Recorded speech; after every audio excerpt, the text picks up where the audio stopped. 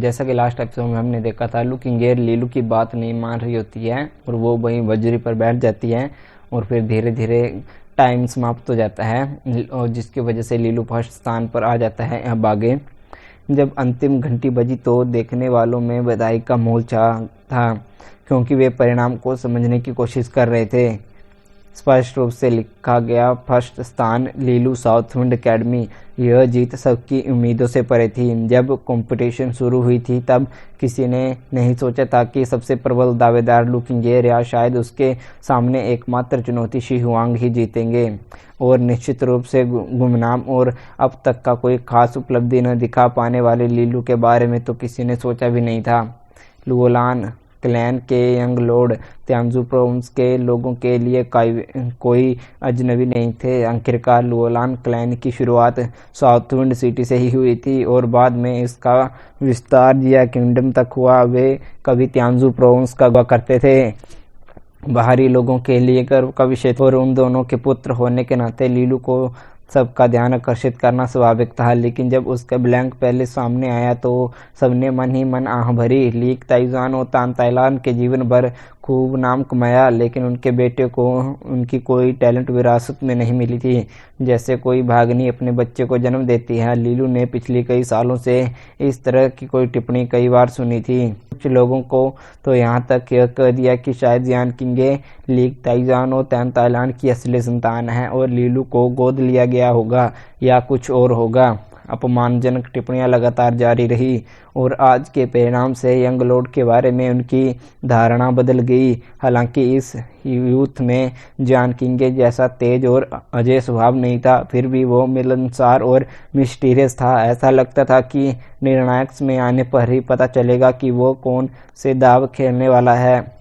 वो अपने माता पिता और यहाँ तक कि जियान किंगे से भी अलग दिखता था। भारत साउथविंड एकेडमी के टीचर जो सान्यू बोर्ड की ओर देखते हुए स्तब्ध रह गई। आखिरकार वे स्थिति से बाहर निकले। देखा लीलू को फर्स्ट स्थान था। उसके बगल में बैठे लिन फैंग के चेहरे पर असमंजस का भाव था। उसे समझ नहीं आ रहा था कि उसे खुश होना चाहिए या दुखी।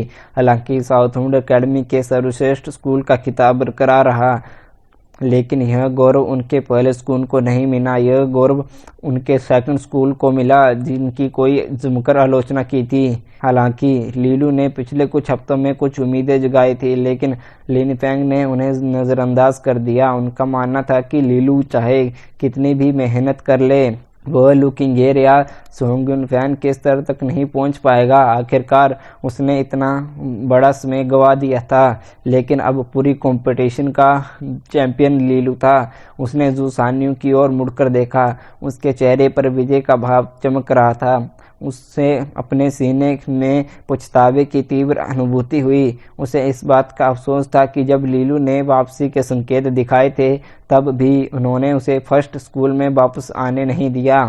और जब लीलू चैंपियन बन चुका था तो लिन फैंग को अब से अजीब नज़रों से देखा जाएगा। आखिरकार साउथविंड एकेडमी में पहले कभी भी फर्स्ट स्कूल से बाहर कोई चैंपियन नहीं रहा। लिन फैंग को तिरस्कार किया जाएगा, जबकि जू सान्यू को हमेशा के लिए गौरव प्राप्त होगा। इसलिए भले ही साउथविंड एकेडमी टॉप स्कूल के रूप में अपना खिताब बरकरार रखने में कामयाब रही, लेकिन लिन फैंग को अचानक विलाप करने की तीव्र इच्छा हुई। जू सान्यू ने अभी अभी अपने गुस्से पर काबू पाया ही था कि अचानक उसकी नज़र लिन फैंग के चेहरे पर दिखी। कड़वाहट पर, मानो उसे शौचालय से खाना खाने के लिए मजबूर किया गया हो। उसने सहानुभूति से सिर हिलाया, साथ ही बड़े प्यारे भाव से भी महसूस किया। टीचर लिन फैंग, आप सचमुच ब्रदर हैं। अगली बार मैं आपसे बहस नहीं करूंगी। ऐसे मुस्कुराया जैसे उसने पूरे नींबू खा लिए हों। उसकी आवाज़ धीमी और खरखराहट भरी थी। हम सब भाई बहन हैं, एक ही घर में रहते हैं। तुम बहुत दयालु हो। काइवे और यानलिंगिंग ने फर्स्ट स्थान के नाम को काफ़ी देर तक देखा और फिर खुशी से झूम उठे। कितना बड़ा आश्चर्य है, काइवे ने खुशी से कहा। लीलू तो बड़े चालाकी से चुप रहता है। अगर ये बात किंगेर को पता चल गई तो वह पूरी तरह से हैरान रह जाएगी। यानलिंगिंग ने सहमति से सिर हिलाया। अगर यंग लॉर्ड एस्टरसेज कॉलेज में प्रवेश पा लेते हैं तो लुओलान परिवार में उनकी रेपुटेशन भी बढ़ जाएगी। शायद वे किंगेर पर से कुछ बोझ कम कर दे। काइवे ने सोचा। यान लिंकिंग ने सिर हिलाया। हालांकि लुओलान परिवार आंतरिक और बाहरी दोनों तरह की समस्याओं से घिरा हुआ था, फिर भी राजा के प्रति वफादार लोग हमेशा मौजूद रहेंगे, जिनमें लीलू भी शामिल था। आखिरकार वो दोनों लॉर्ड्स का ब्लड रिलेटिव था और शासन करने का उसका अधिकार सबसे पुख्ता था, यहाँ तक कि जियान किंगर से भी अधिक। हालांकि उनके ब्लैंक पैलेस की समस्या ने उनके फ्यूचर पर अंधकार का साया डाल दिया था। कुछ लोगों ने तो उनसे उम्मीदें ही छोड़ दी थी, लेकिन अगर वे अच्छा प्रदर्शन करते रहे तो फिर से एकजुट कर सकते थे। उस समय जियान किंग के समर्थन से वो राजमहल के मुखिया का पद मजबूती से संभाल सकेगी। उस समय लुओलान परिवार अंततः स्थिरता की ओर लौट आएगा। दोनों महिलाएं उस दिन का बेसब्री से इंतजार कर रही थी। मेन पवेलियन में परिणाम घोषित होने पर गवर्नर श्री पूरी तरह चुप थे, लेकिन उससे निकलने वाली ओरा ने सभी को डरा दिया। ओल्ड डीन को कोई परवाह नहीं थी। वे खड़े होकर पूरी ताकत से ताली बजा रहे थे। शाबाश मेरे लड़के, सचमुच तुम लीक ताइगजान और ताइलान के बेटे हो। सब लोग तुम्हें नीचा समझते थे, यहाँ तक कि यह बूढ़ा ओल्ड कमजोर नजरों वाला भी है। वो दहाड़ा। गवर्नर शी ने ठहाका लगाते हुए हंसी। डीन या एनली को विदाई का एक शब्द भी कहे बिना वो उठे और चले गए। मेंटर एनली ने कंधे उचकाकर और डीन की ओर मुड़ी। बधाई हो डीन। देशाह साउथवुड एकेडमी ने एक बार फिर सर्वश्रेष्ठ स्कूल का खिताब अपने नाम कर लिया है। स्कोरबोर्ड पर लीलू और लुकिंगेर निश्चित रूप से पहले और दूसरे स्थान पर थे। यह हाल के वर्षों में साउथवुड एकेडमी का सबसे अच्छा प्रदर्शन था और साउथवुड एकेडमी ने एंट्रांस की सीटें 21 स्लॉट हासिल कर लिए। कल्पना मात्र ही की जा सकती है कि कितने परिवार अपने बच्चों को आगे वाले फ्यूचर के में साउथवुड एकेडमी में भेजने के लिए हर संभव प्रयास करेंगे। भले ही उन बच्चों को स्वयं प्रवेश न मिले, लेकिन स्कूल की रेपुटेशन के बल पर ही वे एस्ट्रसेज कॉलेज में प्रवेश पा सकते हैं। डीन बेशाह अपनी मुस्कान रोक नहीं पा रहे थे। अब ये चल रहा था, उसी दौरान अखाड़े के अंदर मौजूद सभी छात्र भी बाहर निकलते लगे। लीलू और लुकिंगेर के आने पर तालियों की गड़गड़ाहट विशेष रूप से तेज हो गई। यह लीलू के लिए वाकई परेशानी का सबक बन गया था, जो अचानक सुर्खियों में आ गया था। उसकी आकर्षक सूरत ही उसके लिए काफ़ी मुसीबत थी और अब इसमें उसकी ताकत भी जुड़ना, ये तो बहुत ही ज़्यादा मुसीबत है। यह एक यंग व्यक्ति के लिए सहन करने से कहीं अधिक दबाव था। ब्रदर लीलू, आप तो कमाल के हैं, जाओ कुआ ने उत्साह से चिल्लाते हुए कहा। भले ही वो टॉप 10 से बाहर हो गया हो, लेकिन लीलू और लुकिंगेर के परिणाम को देखते हुए साउथवुड एकेडमी में उसकी रैंक के कारण एस्ट्रसेज कॉलेज में उसके लिए एक सीट तो पक्की थी। साउथवुड एकेडमी के अन्य स्टूडेंट भी मुस्कुरा रहे थे और लीलू को आदर्शपूर्व देख रहे थे। लीलू की बदौलत ही उन सभी को अतिरिक्त प्रवेश सीटें मिली थी, लगभग सभी को। एक चीनी कहावत है, जब कोई हेवन पहुंचता है तो उसके मुर्गे और कुत्ते भी उसके साथ ऊपर चले जाते हैं। लीलू ने साउकुओ के साथ एक बड़ी मुस्कान साझा की और उसकी पीठ थपथपाई। फिर वह भीड़ में यूलैंग को ढूंढने के लिए मुड़ा। उसने देखा कि वह एक बेहद प्यारे जूनियर का हाथ बड़े चाव से थामे खड़ा था। उसका चेहरा गंभीर था। क्या तुम जानते हो कि लीलू शिवांग को कैसे हरा सका? यह सब शिवांग को परेशान करने के मेरे अथक प्रयासों का नतीजा है, इसलिए लीलू जीता। आधा श्रेय मेरा भी है, लेकिन एक अच्छे भाई होने के नाते मुझे उसकी जीत से कोई ईर्ष्या नहीं है। मैं उस तरह का इंसान नहीं हूँ। वो बोली भाली छोटी लड़की श्रद्धा भाव भरी निगाहों से उसे देखती रही। बदमाश। लीलू उस आदमी को देखकर अवाक रह गया। उसका दिमाग दूसरों से बिल्कुल अलग तरह काम करता था। जूनियर लड़कियों के एक समूह से बात कर रही लुकिंगेर ने हल्की मुस्कान के साथ उसकी ओर मुड़कर कहा, वे कहते हैं कि आज का दिन बहुत खास है और आज रात जश्न होगा। वे पूछ रहे हैं कि क्या आप आ रहे हैं? लीलू ने आ भरी इन मुलाकातों का कोई खास मतलब नहीं था। हर कोई उसकी चापलूसी करने आता और लड़कियों का फैन क्लब उस पर डोरे डालने की कोशिश करता। आज तो वे और भी ज़्यादा उग्र होंगी, इसलिए उन्होंने अंततः सहमति से सिर हिला दिया। साउथविंड सिटी में रात की ठंडी हवा बह रही थी। इससे अंदर चल रहे उमंग भरे जश्न पर कोई असर नहीं पड़ा, क्योंकि भीड़ उत्साह से झूमते हुए व्हाइट स्पीयर माउंटेन से बाहर निकलने लगी। लीलू और अन्य लोगों ने किंगफेंग टावर में जश्न मनाने का फैसला किया। किंगफेंग टावर का निर्माण किंगफेंग रिवर के किनारे हुआ था, इसलिए इसका नाम किंगफेंग पड़ा। यह एक खूबसूरत जगह थी और साथ ही साउथविंड सिटी का सबसे ऊंचा रेस्ता भी था। यह आयोजन का पूरा खर्च धनी महिला लू किंगेर ने उठाया था। उसने पूरा किंगफेंग टावर बुक कर लिया था और कई यूथ और लड़कियों को उत्सव में शामिल होने के लिए आमंत्रित किया था। लीलू लू किंगेर के साथ बैठा था और दोनों ने कुछ ड्रिंक्स का आनंद लिया। उसकी गोरी त्वचा पर गुलाबी रंग साफ झलक रहा था। कम रोशनी पर उससे वहां मौजूद सभी लोगों का दिल जीत लिया। एक छात्र ने बधाई देते हुए कहा, ब्रदर लीलू सचमुच बहुत बढ़िया है। आप और सिस्टर किंगेर की जोड़ी एकदम परफेक्ट है। आपने पहला और दूसरा स्थान प्राप्त किया है। आप साउथविंड एकेडमी में फेमस सेलिब्रिटी बनेंगे। लीलू ने उस आदमी को घूर कर देखा। इस तरह की बातें तो सिर्फ साउथविंड सिटी में ही की जा सकती हैं। अगर यह जिया किंगडम होता तो वो बिल्कुल अलग होती। उसके बगल में बैठी लू किंगेर ने मुस्कुराते हुए विद्यार्थी के साथ गिलास मिलाया। धिक्कार है सोंगुन फैन, वो गद्दार गिद्ध। वो साउथविंड एकेडमी से है, लेकिन उसने सिस्टर किंगेर पर हमला करने में दूसरों स्कूलों की मदद की। कमीना। कुछ नशे में धुत छात्र हंगामा करने लगे। आखिरकार इन अभिशापों ने दूसरों से समर्थन की गुहार लगाई। आखिरकार यह एक स्पष्ट विश्वासघात था जिसे पहचानना मुश्किल था। डीफा किंग प्याला लिए लू किंगेर की ओर बढ़ती हुई आई। उसके चेहरे पर अपराध बोध साफ झलक रहा था। किंगेर, जो हुआ उसके लिए मुझे बहुत खेद है। अगर मैंने वो निशान न छोड़े होते तो तुम पर हमला न हुआ होता। लू किंगेर ने हल्की मुस्कान के साथ सिर हिलाया और लीलू के साथ कुछ कप छुए। यह सांत्वना देने का एक इशारा था, लेकिन लीलू ने उसकी निगाहों में कुछ कठोरता महसूस की। जाहिर है लू किंगेर की नज़रों में दीफा किंग के नाम के आगे अब बस एक काला निशान लग चुका था। शायद उसने अपने मन में दीफा किंग को ऐसे व्यक्ति के रूप में मान लिया था जिसके साथ संबंध रखना उचित नहीं था। आखिरकार चाहे जानबूझ कर हो या अनजाने में, ऐसी गलती लू किंगेर हो मंजूर नहीं होगी। उसे दोस्ती करने के से बार बार मुसीबत आती है और बाद में वे दयनीय मासूम चेहरा बना लेते हैं। लीलू, पहले मेरे मन में तुम्हारे लिए पूर्व ग्रहण था। आशा है तुम इसे लेकर मुझसे नाराज नहीं होंगे। मुझे दूर की सोच नहीं है। आज तुम्हारा प्रदर्शन साबित करता है कि तुम सिस्टर किंगेर के योग्य हो। उसने धीमी आवाज में लीलू से कहा। लीलू ने मुस्कुराते हुए इसे टाल दिया, लेकिन उन्होंने इस पर आगे कोई टिप्पणी नहीं की। लू किंगेर की ओर से शायद महसूस की गई ठंडी प्रक्रिया को भांपते हुए दीफा किंग ने इशारा समझ लिया और चली गई। दीफा किंग की माफी के बाद लीलू ने लू किंगेर की ओर देखा और उसके चेहरे पर कठोरता का भाव देखा। क्या हुआ? उसने हैरानी से पूछा। कुछ खास नहीं, बस ये सोचकर गुस्सा आता है कि मूर्ख लोग मुझे गुस्सा दिलाते हैं, लू किंगेर ने भावहीनता से कहा।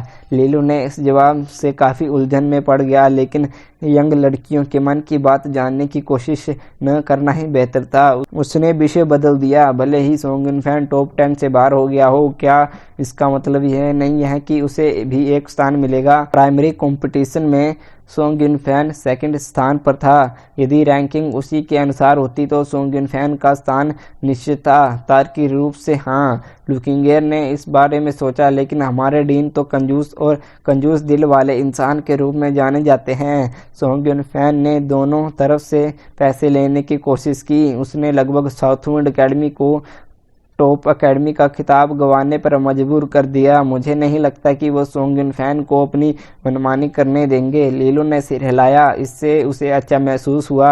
अगर उसने सोंगुन फैन को एस्टरसेज कॉलेज में प्रवेश दिलाने के लिए इतनी मेहनत की होती तो उसे बहुत बुरा लगता।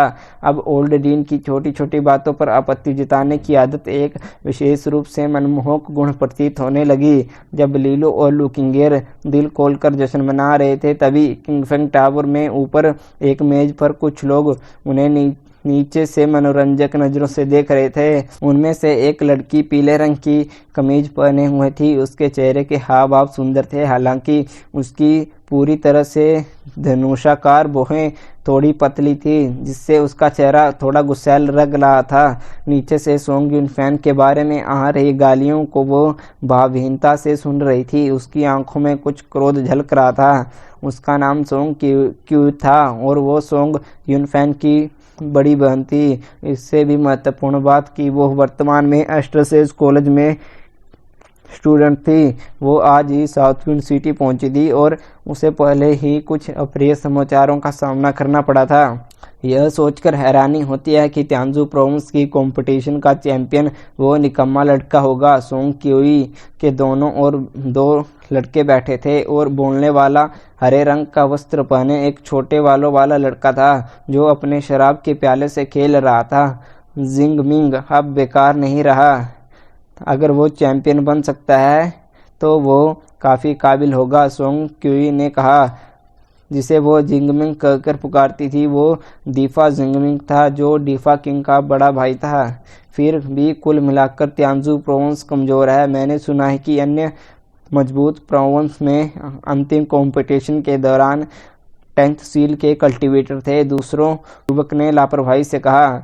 मो लिंग, हम जानते हैं कि तुम्हारे बेई क्यू प्रोविंस में टैलेंट की कोई कमी नहीं है। यह टॉप 10 प्रोविंस में अच्छी रैंक रखता है ना। त्यांजू प्रोविंस तो बस औसत दर्जे का है, इसलिए हमारी तुलना करना बंद करो, सोंग क्यूई ने चढ़कर कहा। मो लिंग बेईक्यू प्रोविंस के एक ऐसे परिवार से था जो प्रतिभाओं से भरपूर था। इसके अलावा त्यांजू प्रोविंस की तुलना में बेईक्यू प्रोविंस कई अधिक बड़ा था और उसमें कई अधिक टैलेंटेड बच्चे भी थे, इसलिए यह स्वाभाविक था कि वो उन्हें थोड़ा श्रेष्ठ की भावना से देखता था। मोलिंग नाम के लड़के ने हंसते हुए कहा, मेरा इरादा किसी को ठेस पहुंचाने का नहीं था। जान किंगे जैसे बच्चा पैदा करने के बाद त्यांजू प्रोविंस को कम आंकने की हिम्मत कोई नहीं करेगा।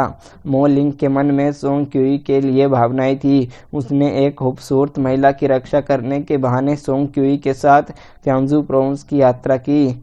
वे सभी एस्ट्रसेज कॉलेज के स्टूडेंट थे। मो लिंग समझ गया कि सोंग क्यूई नीचे मौजूद जूनियर्स के जवाबड़े से खुश नहीं थी। उसने तिरछी मुस्कान दी। मुझे लगता है कि अगली बार जब हम उनसे मिलेंगे तो नीचे वाले लोग हमारे जूनियर ही माने जाएंगे। चले उन्हें नमस्ते करते हैं। वह पहले ही उठ खड़ा हुआ था। भूल जाओ, वे महत्वहीन है, सोंग क्यूई ने कहा। मोलिंग ने उसे हाथ हिलाकर विदा किया। उसकी भावी सीनियर होने के नाते मुझे लगता है कि उन्हें एस्ट्रसेज कॉलेज के स्वरूप से परिचित करवाना आवश्यक है। वो नीचे की ओर चल पड़ा। सोंग क्यूई मुस्कुराई, लेकिन थोड़ी अधीरता के साथ उसने उसे पुकारा, ज्यादा मत करो, उन्हें डराओ मत। दीफा जिंगमिंग ने अपना प्याला एक ही घूंट में खाली कर दिया। रात लंबी है, थोड़ा मनोरंजन अच्छा रहेगा। किसी को भी मो लिंग की चिंता नहीं थी। आखिरकार वो दूसरे resonance master stage pattern genesis tyre पर था। नीचे जश्न मना रहे स्टूडेंट जो 10वें सील स्टेज तक नहीं पहुंचे थे, उनका मुकाबला रेजोनेंस मास्टर से स्टेज से कैसे कर सकते थे। 10th सील स्टेज में रेजोनेंस मास्टर स्टेज के बीच वास्तव में कितना अंतर था। एस्ट्रसेज कॉलेज प्रवेश करने से ठीक पहले उन्हें इस विषय पर एक रोमांचक पाठ पढ़ाया जाने वाला था। कुछ देर ड्रिंक्स पीने के बाद लीलू को लगा कि अब सोने का समय हो गया है। उसने सुझाव दिया कि रात यहीं ख़त्म कर दी जाए। आखिरकार कंपटीशन के बाद सब थके हुए थे, तो शायद सबको अच्छी नींद वापस लौटना चाहिए। बाकी लोग थोड़े अनिच्छुक थे, लेकिन फिर भी उन्होंने सहमति से सिर हिलाया। ठीक उसी टाइम पर्दे से बाहर से एक जोरदार थप्पड़ की आवाज़ सुनाई दी। देखकर चलो, ठीक है। पर्दा हटाते ही साउथविंड का एक छात्र अपना चेहरा पकड़ते हुए लड़खड़ाते हुए फर्श पर गिर पड़ा। वह शब्द था। पीछे से एक युवक अंदर आया और मुस्कुराते हुए अभिवादन किया। आपके उस समय बाधा डालने के लिए क्षमा करें। यह लड़का ध्यान नहीं दे रहा था कि वो कहाँ जा रहा है और मुझसे टकरा गया। उसने ज़मीन पर पड़े लड़के की ओर इशारा किया। तो तुमने उसे मारा? लुकिंगेर ने ठंडी निगाहों से भौं चढ़ाते हुए कहा। उसे देखते ही उसकी आंखें चमक आ गई। ऊपर से देखते ही उसने उस लड़के को खास समझ लिया था। पास से देखने पर वह सचमुच बेहद खूबसूरत थी। उसका नैन नक्श, उसका हाव भाव, वो एस्ट्रोसेज कॉलेज में भी बाकी अनमोल थी। उसने लुकिंगीर की ओर क्षमा मांगते हुए मुस्कुराया। माफ़ कीजिए, मैं जल्दबाजी में प्रक्रिया दे दी। तुम साउथवुड एकेडमी के छात्र होंगे, लगता है तुम इस साल अच्छा प्रदर्शन किया है। मैं एस्ट्रोसेज कॉलेज का स्टूडेंट हूँ, शायद फ्यूचर में मैं तुम्हारा सीनियर बनूंगा। मो लिंग मुस्कुराया। यह सुनकर साउथवुड एकेडमी के छात्र आश्चर्य से उसकी ओर देखने लगे। क्या यह व्यक्ति एस्ट्रोसेज कॉलेज से था? लीलू ने उसे घूरकर देखा। लगता है यहाँ कोई शत्रुतापूर्ण उपस्थिति है। मैं बस त्यांजू प्रोविंस की कंपटीशन के चैंपियन से मिलना चाहता था। मोलिंग ने एक तरफा मुस्कान के साथ उसकी ओर देखते हुए कहा, लेकिन सचमुच 8th सील स्टेज का कल्टीवेटर फर्स्ट स्थान प्राप्त करना त्यांजू प्रोविंस में अवश्य ही बहुत सारी परेशानियां होंगी। उससे बड़ी निगाहों का सैलाब उमड़ पड़ा। वो यहाँ मुसीबत खड़ी करने आया है, लुकिंगेर ने लीलू से सीधे कहा। उसने लगभग न के बराबर से हिलाया, फिर मोलिंग की ओर बढ़ा। दोस्त, हम एक दूसरे को नहीं जानते, उसने धीमी आवाज में कहा। इंतजार करने की कोई जरूरत नहीं है, आश्चर्य जताते हुए मोलिंग ने कहा। आप किस बारे में बात कर रहे हैं? मैं तो बस अपनी भावी सीनियर के रूप में आपसे मिलने आया हूँ। तुम मेरी हत्या करना चाहते हो? लीलू ने उन्माद में चिल्लाते हुए कहा। मोलिंग चौंक गया। क्या हत्या? क्या इस आदमी का दिमाग खराब हो गया है? उसने हत्या शब्द कब से इस्तेमाल करना शुरू कर दिया? वो तो बस सोंग क्यूई की तरफ से मामूली बदला लेने आया था। यंग लॉर्ड की रक्षा करो। जब वो अभी असमंजस में था, तभी कुछ आकृतियां प्रकट हुई जो अपनी अपार पावर के साथ तैयार थी। वे सभी रेजोनेंस मास्टर स्टेज पर थे। यह लीलू के अंगरक्षक थे। हालांकि लुओलान परिवार आर्थिक स्थिति अच्छी नहीं थी, फिर भी यंग लॉर्ड के साथ उसके अंगरक्षक ही रहेंगे, यह तो स्वाभाविक ही था। हालांकि यह अंगरक्षक शायद कभी अपनी उपस्थिति का एहसास कराते थे, लेकिन हत्या शब्द सुनते ही वे सभी कार्रवाई के लिए तैयार हो जाते थे। वे तुरंत बिना किसी झिझक के मोलिंग की ओर दौड़ पड़े और उसे घेर लिया। उसका चेहरा बदल गया। मैंने ऐसा नहीं किया, मैं तो बस उसका अभिवादन करने जा रहा था, वो चिल्लाया। वो पूरी तरह से अजंपित रह गया। इससे पहले कि वो कुछ शुरू भी करता, उस आदमी ने अपने अंगरक्षक को उस पर झपटने के लिए भेज दिया। उन्होंने उसके विरोध का अनसुना कर दिया और उस पर जोरदार मुक्कों और लातों की बौछार कर दी। मोलिंग ने तुरंत बचाव में अपनी पूरी पावर का प्रयोग किया। हालांकि उसकी पावर शायद उसके अंगरक्षक में से एक के बराबर ही थी। इतने सारे अंगरक्षकों के आसपास होने के कारण वो जल्द ही दर्द से कराते हुए जमीन पर गिर पड़ा और दर्जनों मुक्कों का सामना कर रहा था। साउथवुड एकेडमी के स्टूडेंट अचंभित होकर देख रहे थे। यंग लॉर्ड सचमुच एक मिस्टीरियस व्यक्ति था। पिछली बार उसने टीचर को बुलाया था और उसने इस बार उसके अंगरक्षक हर तरफ में थे। ऐसा लग रहा था कि उससे आमने सामने की लड़ाई लड़ना नामुमकिन था। फिर भी इस बार उन्होंने इस युद्ध नीति के बारे में उन्हें बेहद संतुष्टि का एहसास कराया। ऊपर सोंग क्यूई और दीफा जिंगमिंग भी घटनाक्रम को देखकर स्तब्ध रह गई। उन्होंने अपने प्याले नीचे फेंक दिए और दौड़कर वहां पहुंच गई।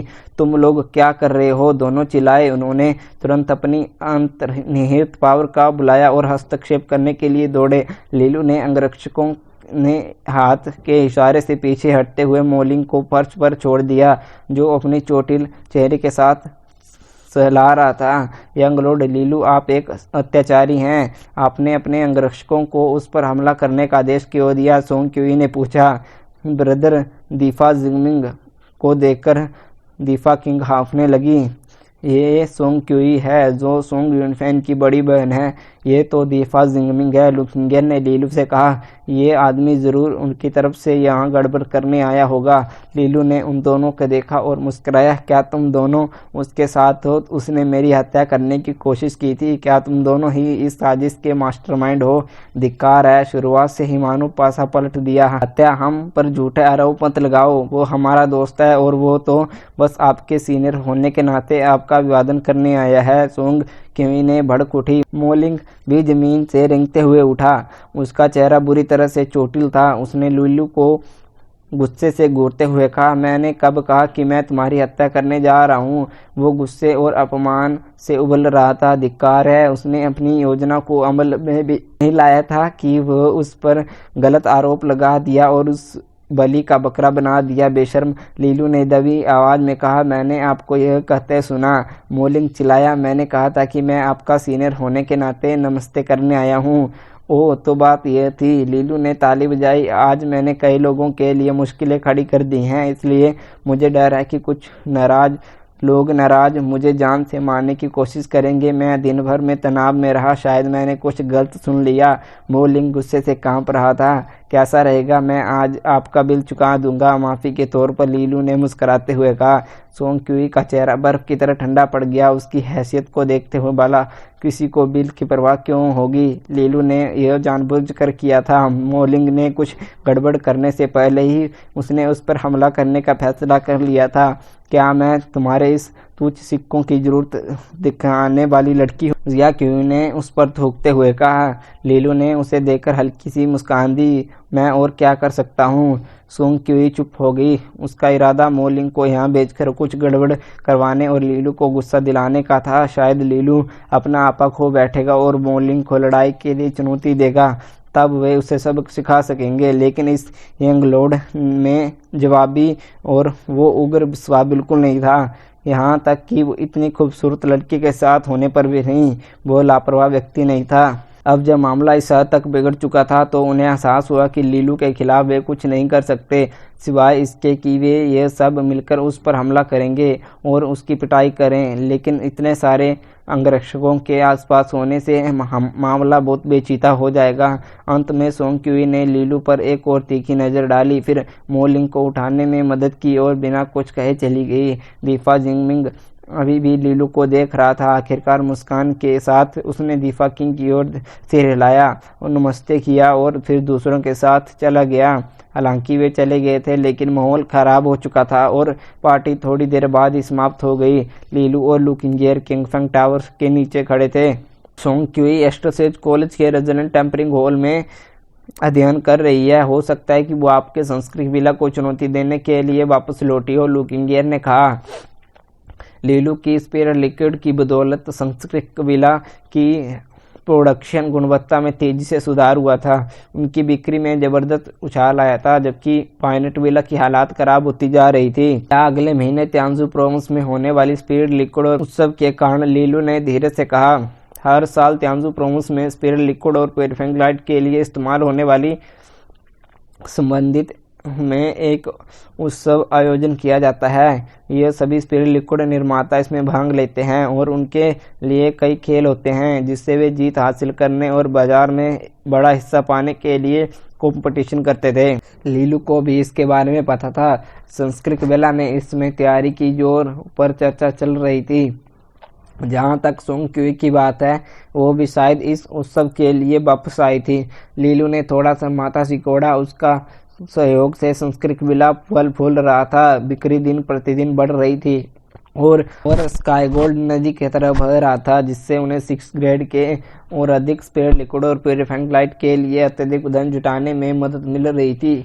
वह सोंग क्यूई को अपनी पैसे के सबसे बड़े स्रोत को हस्तक्षेप करने की अनुमति कैसे दे सकता था।